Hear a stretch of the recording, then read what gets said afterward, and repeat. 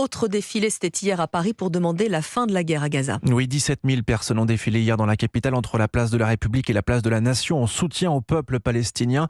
Dans le même temps, quasiment 300 000 personnes ont marché pour les mêmes raisons à Londres. Rassemblement inédit par son ampleur. De leur côté, les dirigeants de pays arabes et musulmans étaient réunis à Riyad, en Arabie Saoudite, et ils ont demandé hier au Conseil de sécurité des Nations Unies d'adopter une résolution contraignante pour stopper l'agression israélienne.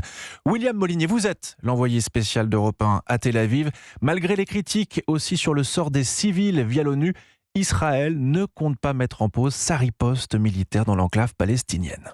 Non, parce qu'une grande partie des Israéliens considèrent que cette guerre est juste, qu'ils se défendent contre les atrocités perpétrées le 7 octobre dernier et que cette guerre est dirigée contre le Hamas et non contre le peuple palestinien. Alors, effectivement, quand vous discutez dans la rue, la plupart des gens déplorent les morts à Gaza, mais ils ont bien compris que pour eux, c'était une nécessité de neutraliser le commandement du Hamas.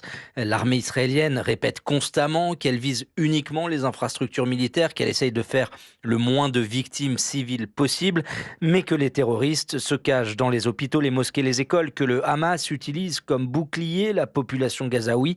Restent les familles des otages, 239 à cette heure. Elles mettent la pression sur le gouvernement israélien avec des rassemblements quotidiens dans les grandes villes du pays. Elles réclament un cessez-le-feu immédiat pour que leurs proches soient libérés. William Molinier, envoyé spécial d'Europe 1 en Israël.